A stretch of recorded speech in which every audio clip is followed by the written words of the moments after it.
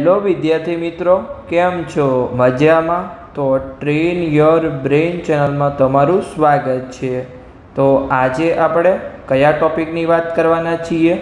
તો ગુજરાતમાં આવેલી પ્રાઇવેટ BAMS એટલે કે આયુર્વેદિકની જે દરેક 39 પ્રાઇવેટ કોલેજ છે એનો આપણે અંદાજિત કટ ઓફ જોવાના છીએ, જેનો આજે પાર્ટ 2 વિડીયો છે।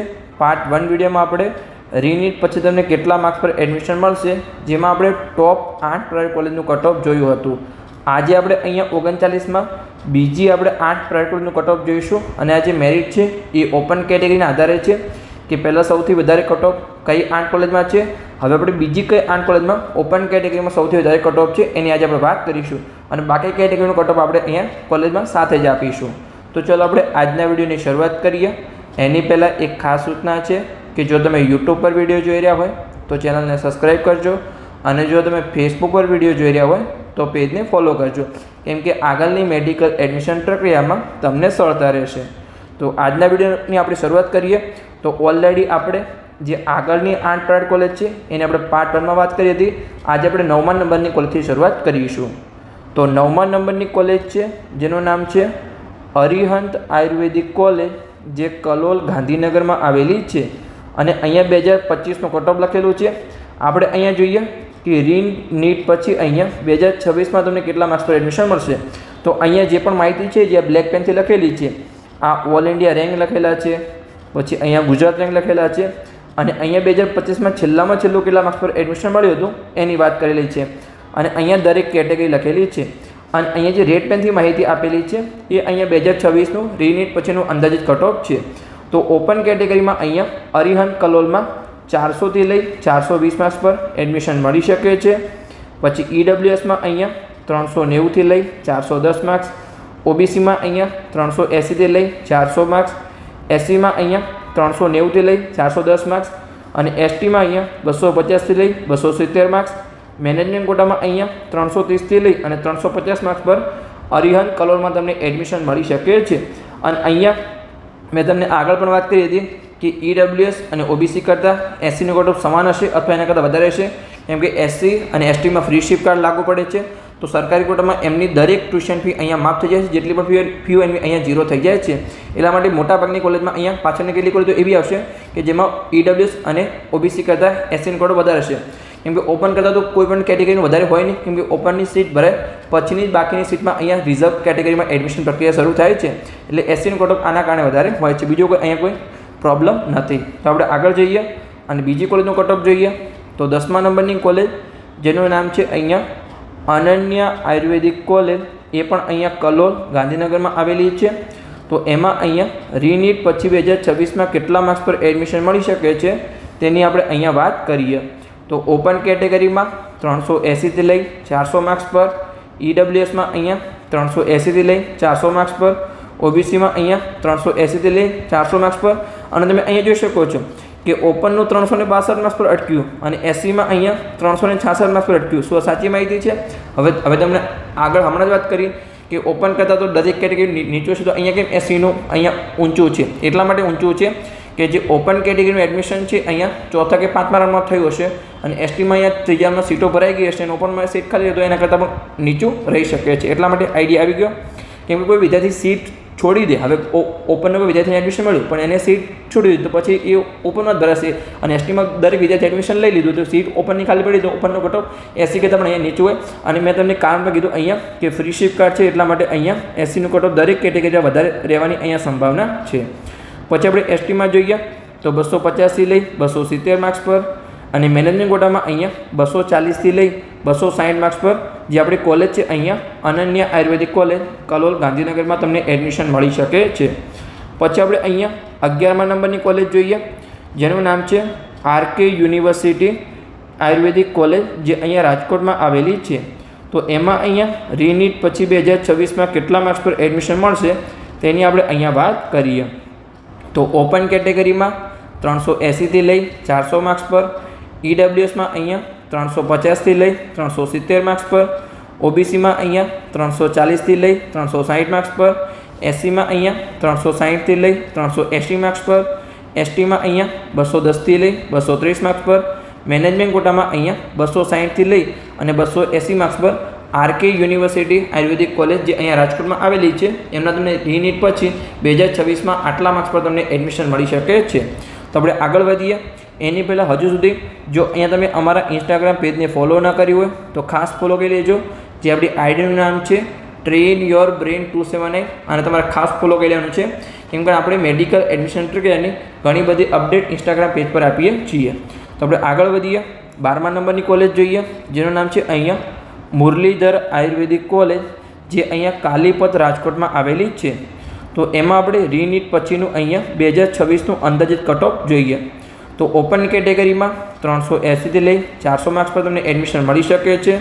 પછી ઈડબ્લ્યુએસમાં 340થી લઈ 360 માર્ક્સ પર, ઓબીસીમાં 330થી 350 માર્ક્સ પર, એસસીમાં અહીંયા 340થી લઈ 360 માર્ક્સ પર, એસટીમાં અહીંયા 220થી લઈ 240 માર્ક્સ પર, મેનેજમેન્ટ કોટામાં અહીંયા 220થી 240 માર્ક્સ પર તમને જે અહીંયા રાજકોટની કોલેજ છે કાલીપતમાં આવેલી છે મુરલીધર કોલેજમાં તમને અહીંયા એડમિશન મળી શકે છે.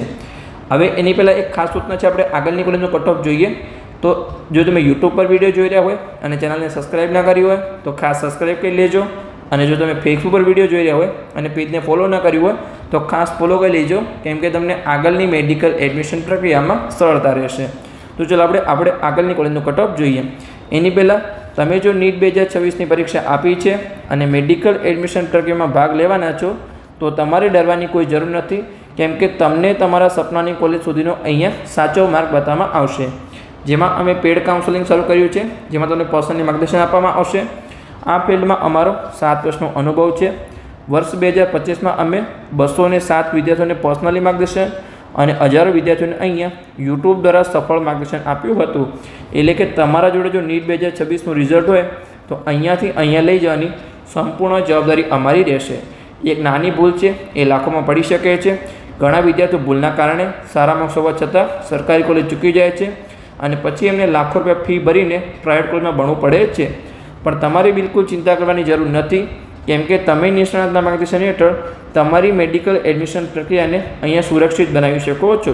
હવે તમને કયા કોર્સમાં માર્ગદર્શન મળશે? તો મેડિકલના જે 4 કોર્સ છે MBBS, BDS ડેન્ટલ, BAMS આયુર્વેદિક અને BHMS હોમિયોપેથિક, આ 4 કોર્સમાં તમને સંપૂર્ણ મેડિકલ એડમિશન પ્રક્રિયાનું માર્ગદર્શન મળશે.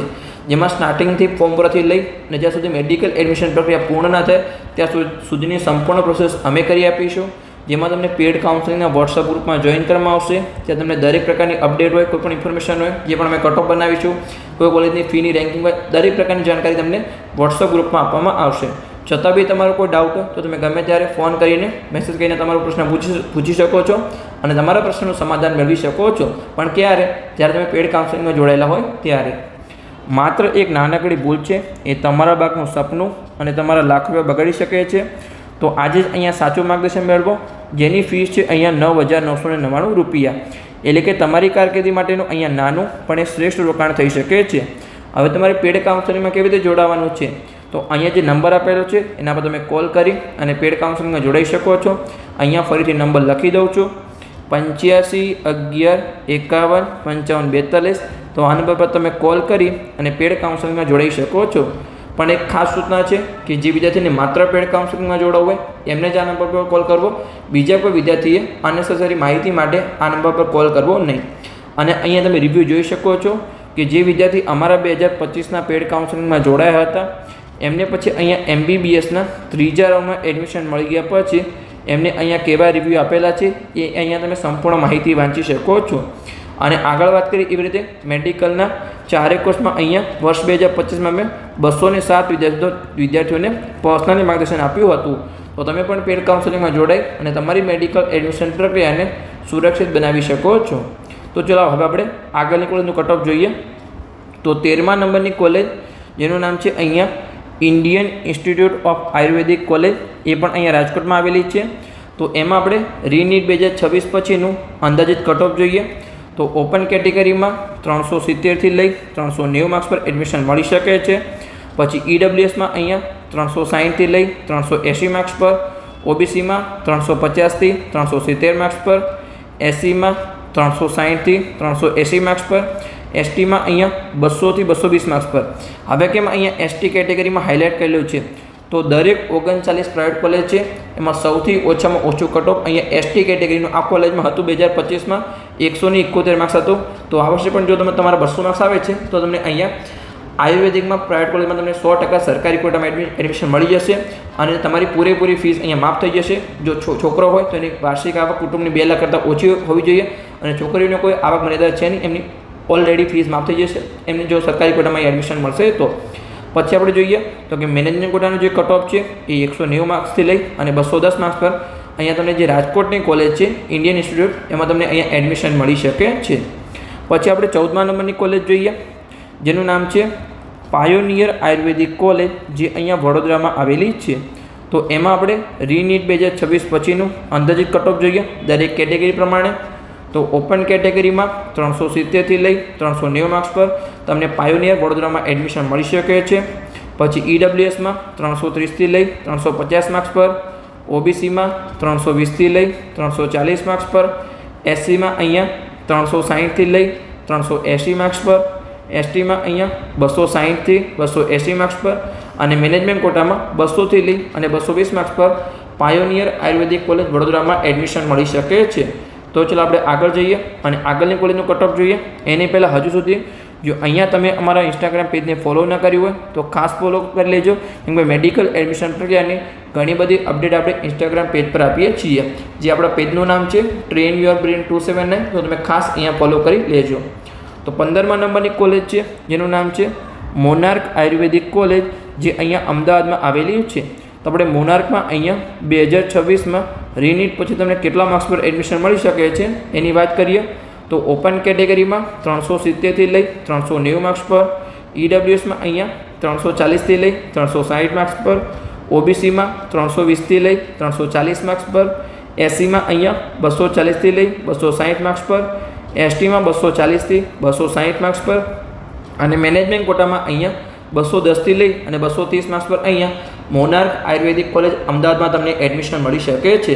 તો આપણે આગળની કોલેજ પર જોઈએ. એની પહેલાં એક ખાસ સૂચના છે કે જો તમે યુટ્યુબ પર વિડીયો જોઈ રહ્યા હોય અને હજુ સુધી ચેનલને સબસ્ક્રાઈબ ન કરી હોય તો ખાસ સબસ્ક્રાઈબ કરી લેજો અને જો ફેસબુક પર વિડીયો જોઈ રહ્યા હોય અને પેજને ફોલો ન કર્યું હોય તો ખાસ ફોલો કરી લેજો, કેમ કે આગળની મેડિકલ એડમિશન પ્રક્રિયામાં તમને સરળતા રહેશે.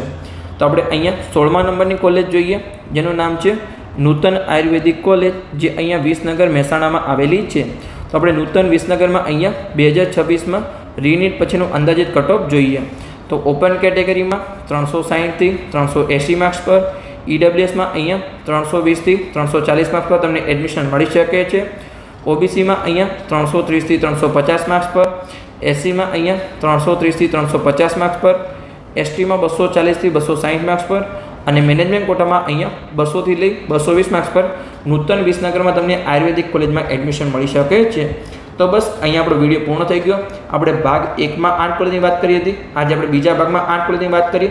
આવી રીતે આપણે અહીંયા ટોટલ 5 ભાગમાં દરેક જે આપણે આયુર્વેદિકની 39 કોલેજ છે એનો આપણે અહીંયા કટ ઓફ આપીશું અને આ જે 8 કોલેજ છે એની આપણે અહીંયા આના પછીનો જ વિડીયો આવશે, એમાં આ જ 8 કોલેજની આપણે ફી અને સીટની વાત કરીશું.